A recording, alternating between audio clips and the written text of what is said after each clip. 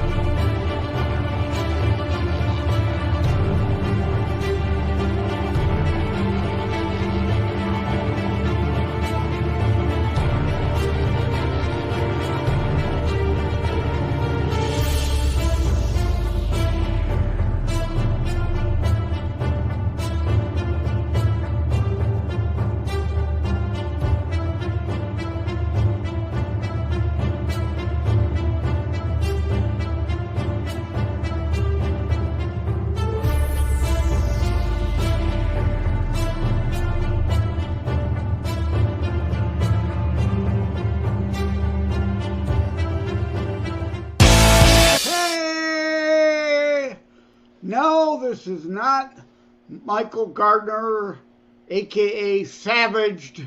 Do not adjust your TV, your laptop, your smartphone, your whatever. This is indeed Joseph M. Leonard hijacking an opening. Michael's stuck in traffic or whatever. So we will have the guest DC on shortly. But first, and thank you, Shaky. Hello, Shaky, in the studio. Appreciate the Terror Strikes Coming Soon to a City Near You book ad for the opening.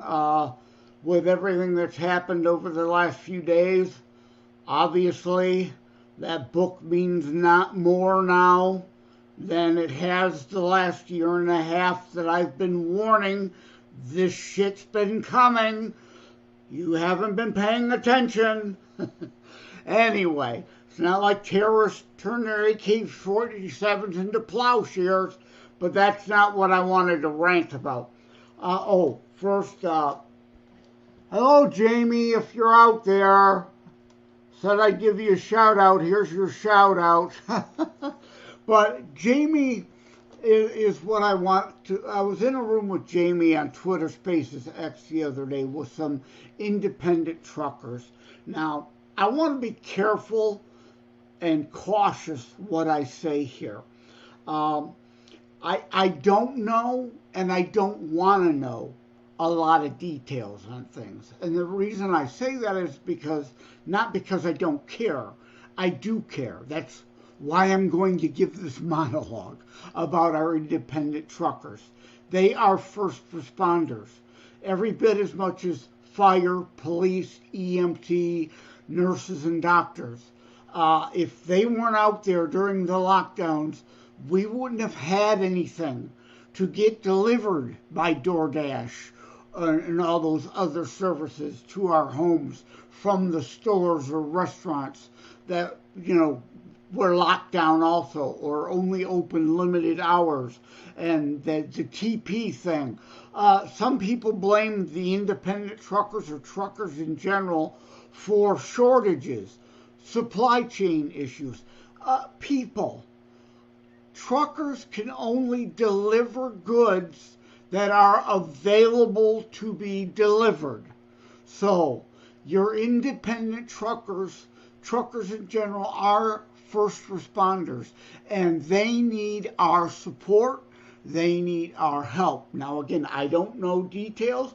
I don't want to know the details. That way, if the FBI and the DOJ comes knocking on my door, I could basically say, pull a Sergeant Schultz. I know nothing. I don't want to know anything. But because we all seen what Premier Blackface did to the truckers in Canada. After After weeks of protests, Prime Minister Justin Trudeau is taking drastic action to put an end to the Freedom Convoy protests. The time to go home is now. Trudeau invoking emergency powers, allowing the government to remove cars and trucks, suspend their insurance, and even freeze truckers' personal and corporate bank accounts. He says the powers will be limited in scope and that he's not calling in the military. The Emergencies Act will be used to strengthen and support law enforcement agencies at all levels across the country. Meanwhile, traffic is moving again across the Ambassador Bridge, the busiest land border crossing between the U.S. and Canada. The blockade at our border in Windsor has now come to an end. The Ambassador Bridge has reopened. Officials, though, are turning back non-Canadians trying to join the blockade that's brought weeks of protest over vaccine mandates and COVID restrictions to Ottawa and disrupted daily life. On Sunday, 24 people were arrested. Officials are also blocking donations for truckers. A Canadian judge freezing more than $8 million in donations to a crowdfunding site. This is probably going to be the fight of my life. Heather Wilson, co-founder of the U.S.-based crowdfunding site GiveSendGo, is fighting back. We're going to continue this fight for freedom. This is absolutely insane that governments think they can step in and trample on people's God-given rights. And the company has broad support. So far, nearly $9 million have been raised through GiveSendGo for these truckers. And Biden, fascocrats here want to crush anyone who dares speak up and stand up for themselves here in the United States. But our independent truckers especially need our help and support. Not, they don't make a lot of money.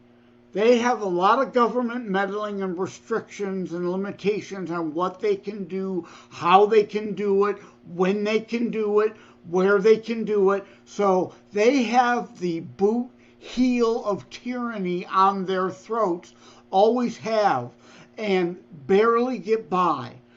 Not like these UAW buffoons. So yes, I'm going to speak out about them.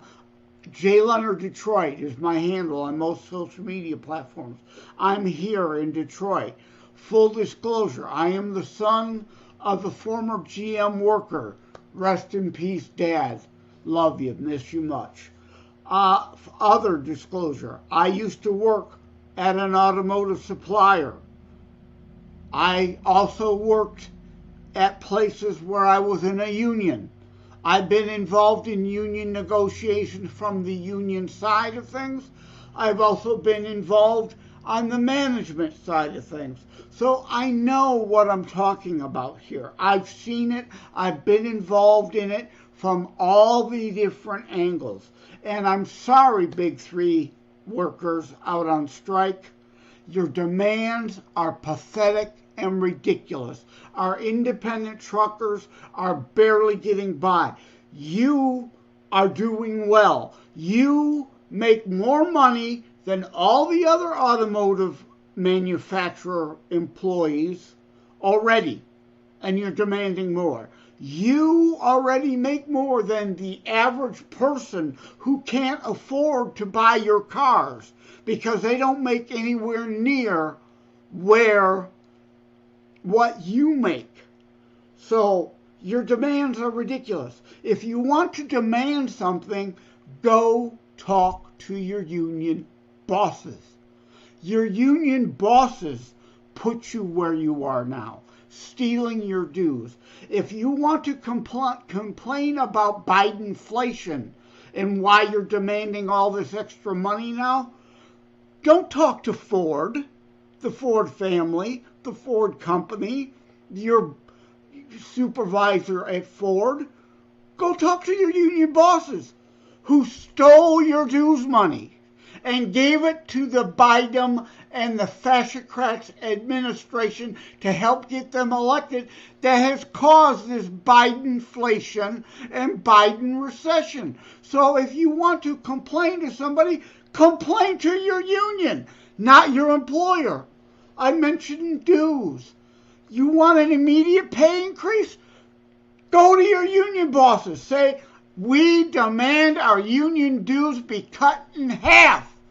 Immediate pay increase. LifeLock, how can I help? The IRS said I filed my return. But I haven't. 1 in 4 tax-paying Americans has paid the price of identity fraud. What do I do? My refund, though. I'm freaking out. Don't worry, I can fix this. LifeLock fixes identity theft guaranteed and gets your money back with up to $3 million in coverage. I'm so relieved. No problem. I'll be with you every step of the way. 1 in 4 was a fraud-paying American. Not anymore. Save up to 40% your first year. Visit LifeLock.com/podcast. Terms apply. Something you deserve, because they're stealing your dues and giving it to people in campaign donations that are causing you grief. EVs. Your union bosses are supporting an administration who is going to put more electric vehicles on the street, putting 10% of you out on the street. Don't complain to Ford you might lose your job. Complain to your union bosses. So no, I have no sympathy for you. I do have sympathy for the independent truckers, and something is brewing. Again, I don't know the details. I don't want to know the details. I'm just warning you, when the time comes, they need our support, and I want you to definitely support them. And again, shout out to Jamie and all the others in the Twitter X space. I probably shouldn't have even said that. I don't want to go any further to that. I need a second here. I'm reading something from producer Shaky, because unlike Michael, I'm not in the studio, so I don't have Shaky in my ear. I have to actually read his message.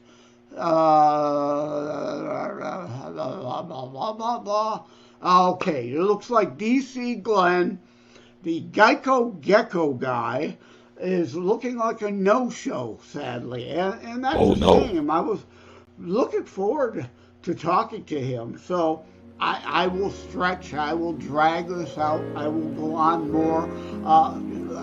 Let's talk about strikers. I mentioned truckers. They're a first responder. They were out there during the lockdowns, working hard to make sure your food got to the stores, your water. We need water to live, to sustain ourselves. Got to the stores. Toilet paper that there was a shortage of. What little was available to deliver, they delivered. It was scattered everywhere because there was a rush on toilet paper, right? Those Wuhan jabs that they wanted to force upon everyone. Medicine, the ivermectin and the HCQS, I had to order direct from India in order to get it. But medicines, you can't get medicine from the pharmacy if a trucker doesn't get it to the pharmacy. Now I want to talk briefly about doctors and nurses. Rest in peace, Lisa Ewald. I know a nurse who died due to complications from Wuhan. She didn't die of Wuhan or from it. She died of complications from it because she had comorbidities. She had asthma. Now I have to again be careful. I can't say a whole lot. Legal action may still be currently pending. I can't say the name, but the hospital system she worked in did not respond well. She did not get an N95 when she needed it to be dealing with it because she was on the front line, a first responder, and they knew she had asthma. She had a comorbidity. She needed an N95. She didn't have it. She didn't have it. Now, a mask, even an N95, only helps so much because the Wuhan particle is so small, it gets past even an N95. But it would have been at least a partial protection. And then when she was finally, way too slowly identified as having the Wuhan Hysteria virus, they were slow in giving her the medications she needed. And Governess Wretched Whitler of Michigan has blood on her hands here too because of her war on those certain medications. We're not supposed to name, I already named them. If we're on YouTube, we're probably kicked off already by now. But she didn't get the medication she needed that could have saved her life. Now, I don't know this. We don't know. This is speculation, but we believe, and I hope she passed peacefully in her sleep due to the complications, the pneumonia due to the COVID aggravating the asthma. Now, again, I can't say much, but I've lost people. She's not the only one I know that was lost due to issues, and another person, Bill Hartman, lawsuit likely pending also. Basically killed through neglect. Nurses and doctors are currently striking. These aren't the people that I'm supporting. I supported nurses before. I showed you this if you see on video. tinyurl.com/Vaxxer Rally Downriver. I literally got out on a picket line, called into my local WHAM radio station, and we did a live report from one of the local hospitals where there was a walkout for an hour to protest their lack of support. They're not being able to get the supplies they needed. They're not being able to get the drugs we all know worked. But now we are stuck with these hospital protocols that people currently striking help put in place. And frankly, I think you violated your Hippocratic oath, because our health now is more at risk than during COVID because of these protocols. So I support our independent truckers. I don't support these current UAW idiots who should be blaming their union. And I got a note here from Shaky that we're going to close it out since D.C. Glenn didn't show up. And again, I wish D.C. Glenn would have showed up. I wanted to say, hopefully we'll get him in future episodes, but I wanted to joke with him. I love the Geico Gecko commercials, but I got to say my favorite is still, guess what day it is? It's hump day. I wanted to ask him if he did the hump day camel for Geico too. Because I know he can do various voices and accents. So I look forward to the time we'll be able to see D.C. Glenn. This is going to be a very, very short broadcast since the guest didn't show up. Thank you all for tuning in. Again, hello, Jamie and everybody from Twitter X Space. We here at Savaged Unfiltered, and now with my appeal, hopefully the entire Savaged Army will be behind you when that day, that time comes that you'll be looking for our support. You will have millions worldwide ready.